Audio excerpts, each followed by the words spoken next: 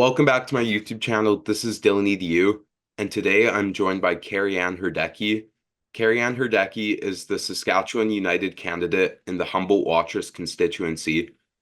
And yeah, I'll just let her introduce herself. So would you like to introduce yourself? Hi there. My name is Carrie Ann Hradecki. I am excited to be running for the Saskatchewan United Party in Humboldt-Watrous. I'm a farm girl. I grew up in Lake Lenore. I'm a teacher. I've taught for over 25 years in Saskatoon and Prince Albert in small towns and on First Nations. Um, I have a master's of psychology and special education, of which I've focused on supports for individuals with fetal alcohol spectrum disorder and given presentations across the province.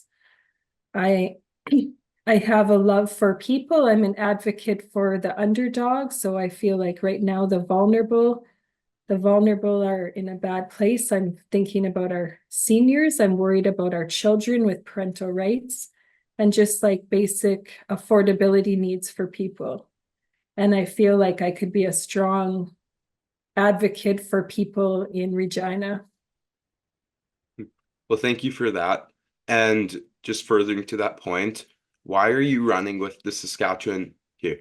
Wait. Why are you running with the Saskatchewan United Party, and what do they stand for? As I was watching politics, I seen a shift away from um, accountability, transparency, but I was also concerned about the Mo government aligning too closely with agendas that are coming from the World Economic Forum, such as the climate change agenda, like net zero, and also some of this agenda in the school, like pushing this agenda with SOGI and those kind of things in the school. So this party just aligned with my values. We are a more conservative option, and the Sask Party is not a conservative option at the moment, and there's just many concerning things happening. So yeah, I really agree with their concept too of, since the Mo government has been in power, um, bureaucracy has ballooned out of control. If you look at the statistics, there's way more top jobs and way less frontline people. We see this in healthcare. We see this in government itself. We see this in all the red tape that are facing farmers and businessmen and even building contractors, where there's always a government entity, a middleman that you're paying to get a permit or to do something. And I disagree with that. We want smaller government. We want more money for the average person. And yeah, it's a good party. Sorry, No I was problem with that. speaking last night and starting to lose my voice here. So now let's delve into some of the policies that the Sure. Saskatchewan United Party is proposing. So one Yes. big thing that they've proposed is they want to cut the PST in half. How are they going to do that feasibly in the context of Saskatchewan? Okay, well, our plans for cutting the PST half have been figured out of where we're going to get the money from. Right now, potash royalties haven't been reviewed for many years in Saskatchewan. When they were first put into place, potash was a lot less expensive than it is now. So first of all, the price of potash has gone up. Secondly, there's been a lot of expansion. So with the new expansion that is happening for potash, when that's finished, people need to realize that 65% of our potash will not have royalties attached. That means the people of this province are not getting any money for our natural resources. That's not acceptable. So one of the first things our party plans to do is renew those, update those royalties for potash, review that, get the proper deal, what we should be getting, and that is a lot of money that's going to cover the PST. So that's kind of explaining what I hear John Romick saying a lot with potash will pay for it. So there's obviously a strong focus on natural resources among the Saskatchewan United Party. Mhm. which leads into another big thing, which is the Saskatchewan United Party opposes net zero by 2050. So can you just elaborate on that? Like, does the Saskatchewan United Party, why do they believe in net zero by 2050? Why don't they believe in net zero by 2050? Okay, I'll explain as best I can. Net zero is a policy that's kind of top down. It's coming from the World Economic Forum. But one of the problems with this agenda is that it's this idea that we need to tax carbon and carbon, and it's creating this idea. The idea is that carbon emissions, carbon dioxide is a pollutant. The reality is, scientifically and agriculturally, people know that carbon dioxide is not a pollutant. It's actually a building block of society. It's pumped into greenhouses. It's used, it's needed for plant growth. And in Saskatchewan, we don't have any issues with our carbon. Like we could even use more carbon dioxide. It's not a problem. So my understanding of why are they trying to tax this? It seems to be, to me, to be an issue of control, not an issue of climate change. It seems to me this issue of climate change is kind of just a pretend issue that they're trying to use to control the carbon, and it shouldn't be. So I'm very opposed to it. I think we need to oppose this immediately, because if you're going to appease a dictator, which is what the Mo government is doing to Justin Trudeau and to the top-down approach about this climate narrative, that's concerning to me, because instead of saying this doesn't make sense, carbon is not a pollutant, we shouldn't be taxing people for this doesn't make any sense. So the other thing is, if net zero by 2050 comes into play, what the Sask Party government is talking about, it's going to kill farming, it's going to kill industry, it's going to be economically disaster for all of us, because what net zero means is they want to have the carbon emissions to as close to zero as possible. That's not even possible. You can't even be a farmer. You can't even, it's not feasible to do that. So this whole agenda doesn't make sense, and we oppose it. And it's also opposed by SARM, the Saskatchewan Agriculture, help me out. What is the rural municipalities? They also oppose net zero as well. But Okay. I feel like the pressure is on the Mo government, because there's a lot of federal pressure, there's a lot of international pressure. So I'm not trying to beat him up. I think he's in a bad place where there's a lot of pressure with this agenda. And I feel like as outsiders coming in, we can be a balance of power to say we can help fortify, if the Sask Party is still in, we can help resist this agenda, because it's a power thing at the moment for sure. Okay, switching gears a little bit too, I want to talk about healthcare. I hear the Sask United Party talking about healthcare quite a bit too. Yeah. So I just want to ask, can you explain what is the Sask United plan for healthcare in Saskatchewan? Like, how will they fix healthcare per se? Well, one of the things we see is that in the last number of years, there's been a lot of bureaucracy added to the health system. So there's lots of top jobs, and there's lots of red tape and paper trail, and things are getting more efficient. Obviously, too, the AIM system is just a mess. They've put billions of dollars into this system, and it's not working. So we have to do a total revamp, and we're prepared to do that. But one of our biggest focus is to get frontline staff. So nurses, doctors, lab technicians, blood work people, all of those people. We want to recruit them. We want to recruit them locally. We want to open more spots in the province so there's more educational opportunities. And we want to offer them free education for terms of time served in the province. So they can serve time in the province and get free education to get that happening. We also want to open up the private sector, allow the private sector to build infrastructure. So this scares some people. We're not ending healthcare. We're continuing to offer full healthcare.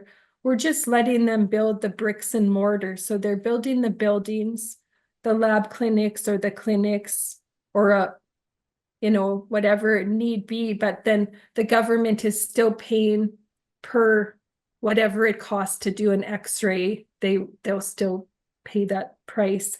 So that allows there to be more capacity without a lot of tax dollars being spent. We also plan to offer competitive pay. We all know that we're losing doctors and other medical personnel to Alberta and to other places who pay higher. So we're planning to offer competitive pay and also to retention bonuses for healthcare people who stay in the province. And along with that, I could mention it here unless it comes up later. Should I mention mental health? Sure, you're more than welcome sure. to. We plan to put investment into mental health, and we also plan to put investment into addiction. One of the things we're seeing is a lot of homelessness. So we're hoping we can fix that with also affordability issues, mental health, but also long-term addiction care, because right now, just an overnight bed and dealing with them in emergency is what's happening. A lot of emergency lineups are for addiction issues, and we have to deal with that. So we're planning to stop the supply of drugs and take a hard look at that, stop the supply of drugs and have long-term treatment programs, because people need months or a year. They need a long time to be helped. And we also plan to improve the mental health. Right now, there's a lot of red tape and people in this situation just give up. So we're planning to make it more user-friendly, more streamlined. And we're also planning to have telehealth mental health services. So people in the country and rural areas can have access to mental health. Well, yeah, thank you for that. There's obviously a strong thought out plan from Sask United about healthcare. Yeah, it's one of our priorities. I'd say affordability, healthcare, education, and of course the energy sector we're concerned about. But yeah, healthcare is one of our big concerns too. It needs to be addressed. So let's talk about education a bit then. You Sure. also, and this is interesting to hear from you as a teacher as well. So first of all, what does the Sask United think about the teacher strikes and the just overall situation between the STF and the government right now? Like, what do they think of that? And second of all, what is the solution to education funding in Saskatchewan? And then also, while we're at this, what is the Sask United pitch about parental rights and education and that kind of stuff? Yeah. Well, definitely the Saskatchewan United Party believes that we have to put attention and support to education. We see this as a failure right now, and we believe that we have to put some effort towards fixing it. Now, our party isn't planning to throw money at everything. We are planning to spend money, but one of the things we're planning to do is do an assessment and find out how we can streamline services. But we also are wanting to, as I guess I can say as myself personally, as a teacher, I was horrified last year with the teacher strikes that there was no respect given for the situation. I know as a teacher, it just makes sense that you need to have smaller class sizes. It makes sense that the stress of education is at a breaking point, especially with immigration. There's been a lot of immigrants brought in the last few years, and there's a lot of not English speaking people put in classrooms, especially in the city classrooms, and teachers are struggling because they don't have any extra staff. How are they supposed to teach at grade level with all these people? So one of our plans is to deal with immigration, to slow down and manage that so that we can get capacity back with our education, with our health center, our health system. But Also, in terms of education, one of the things we're trying to prioritize is we want to get ideology out of the classroom. So an example, I guess two examples, we reject the SOGI. So the SOGI is like I guess it's interprovincial, but it's a program. And one of the parts of the SOGI is teaching children that their gender is that they can choose their gender. And I strongly oppose this as a teacher, as a parent. I feel it's a very dangerous agenda to tell kids you can choose what gender you're going to be.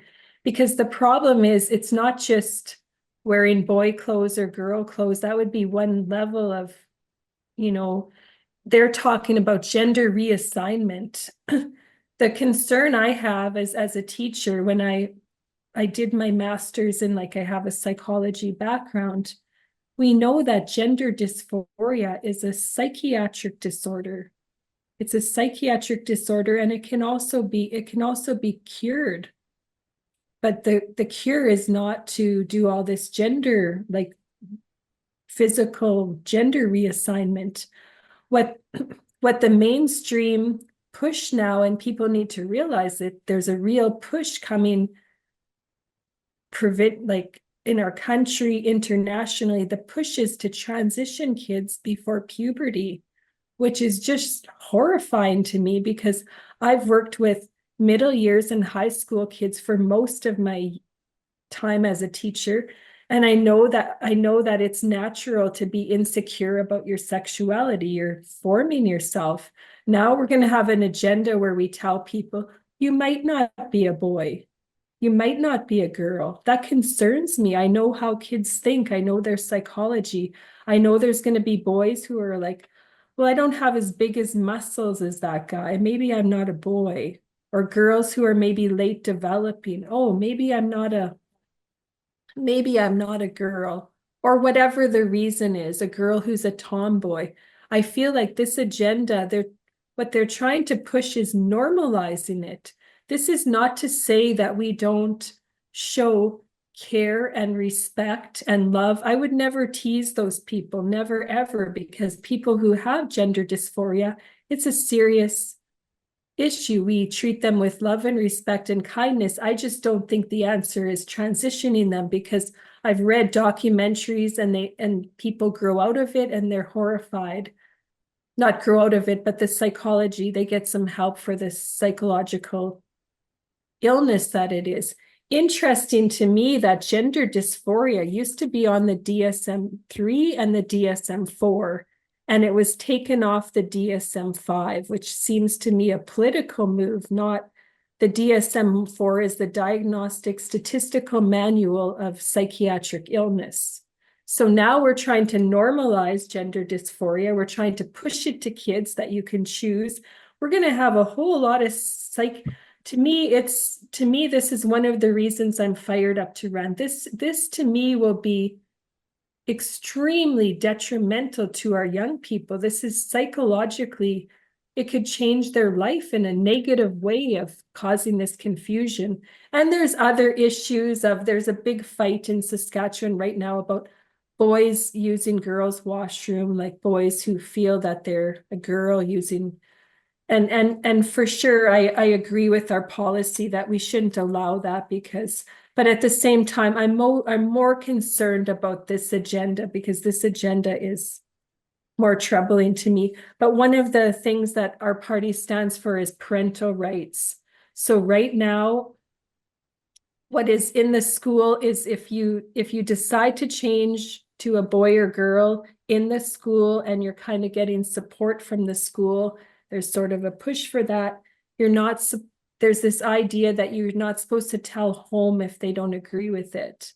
So they want the parents to be on the outs. They want the parents not to know what's happening. And we don't agree with that. We feel like parents are the first and most important people for the child, and parental rights is number one. There's also been, I'm sure you heard of the Lumsden sex card crisis. That was a huge issue. That's the catalyst why our leader stepped up to run.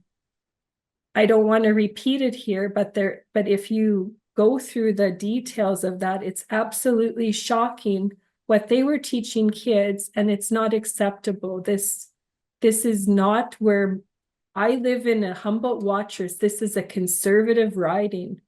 I would say this is probably one of the most conservative ridings in the province. The majority of people don't want a really liberal sex agenda to be in the school. And that's who I'm representing. We don't have right now, I had to stand up because we didn't have a conservative option. The Mo government has gone in more liberal. It's not a true liberal government. It was amalgamated with a Liberal Party and a Conservative Party. So that government itself has shown how liberal they've been. They've shown it. And now Mo wants to jump on the bandwagon because John Romick is talking about gender spaces, protecting it. All of a sudden, interesting, he just jumped on the bandwagon after John Romick's been saying that all along. Who is more convicted?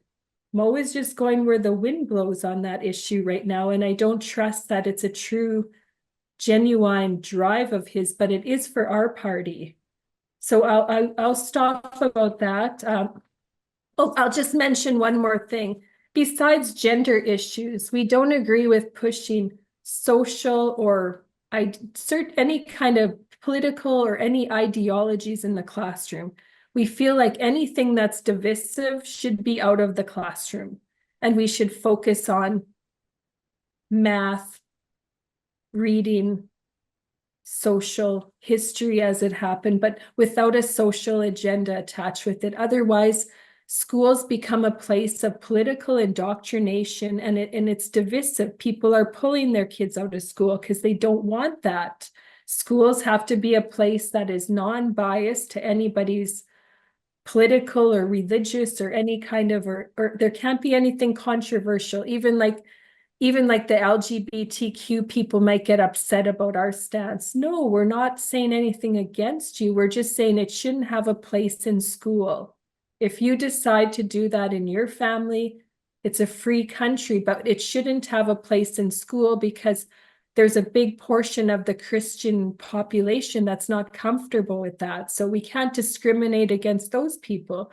We have to just simply get all controversial topics out of the school and people out of people's business. So politically, we're less of choosing a side and more of we are staying unbiased and everything. Teach the facts. Let's teach the facts in our school and get away from stuff that causes parents to be upset. So, Anyways. yeah. So obviously, as you kind of mentioned, Sask United has already pushed the Mo government in a more conservative Oh, direction. yes. And We are given the credit for the parental rights bill that happened. It was the credit of John Romick starting to run, and he scared them by the fact of how many votes he got in a couple of weeks of deciding to run. And we're already pushing the government in a more conservative direction, even now, even with Mo announcing this bathroom thing or this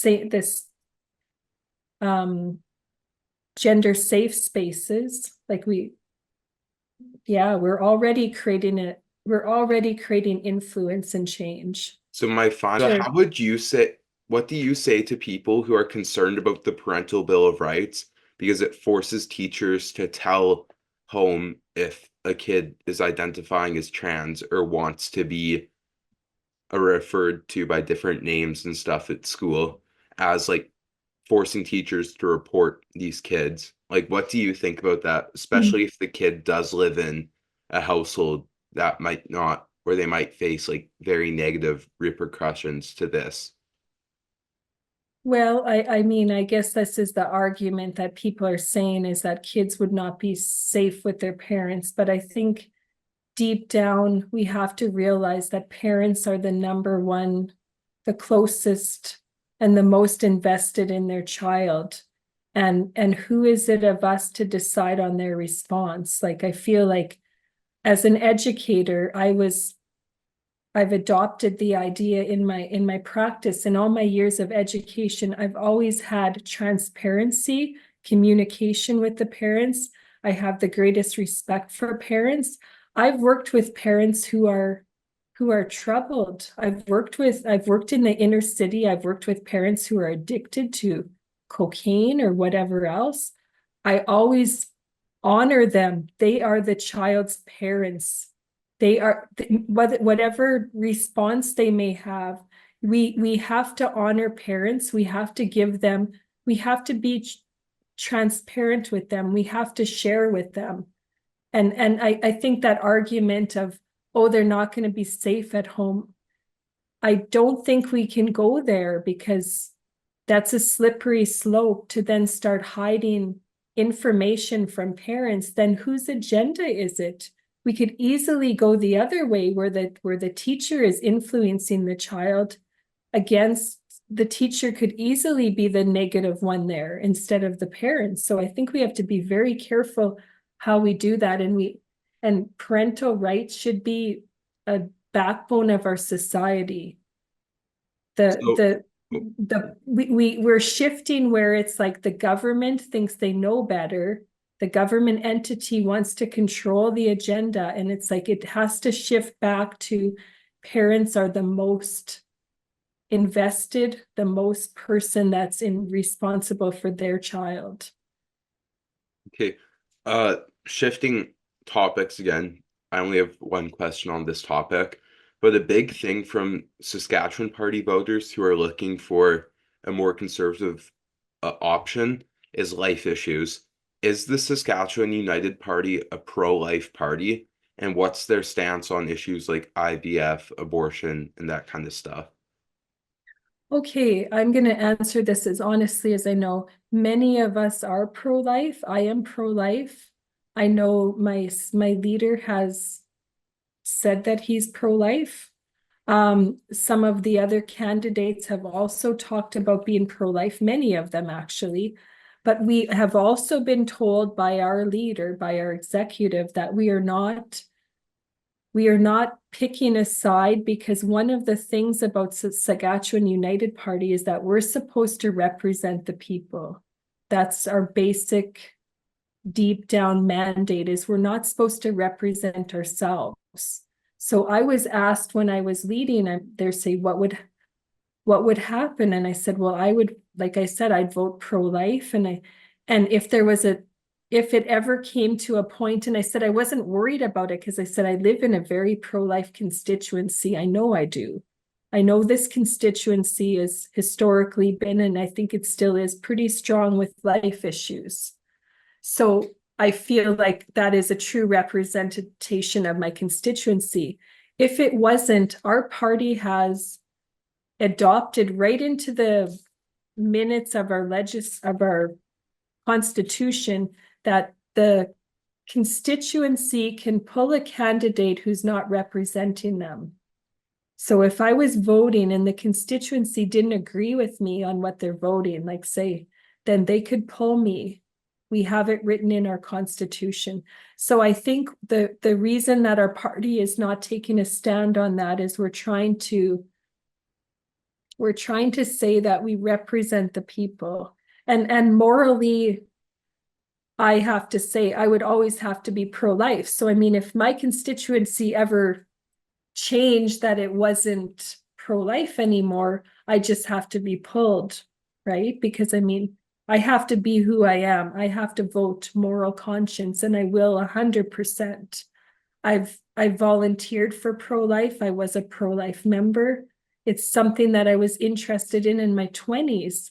When I was in my 20s in Saskatoon, I was volunteering at the pro-life thing there. So it's been a long-term interest of mine. Probably since I started voting, I voted pro-life. The only election I didn't vote pro-life was when it was a choice of our freedoms, because I thought without our freedoms, we can't be pro-life. So I feel like in this election, especially too, people need to know that there's our democracy is in trouble.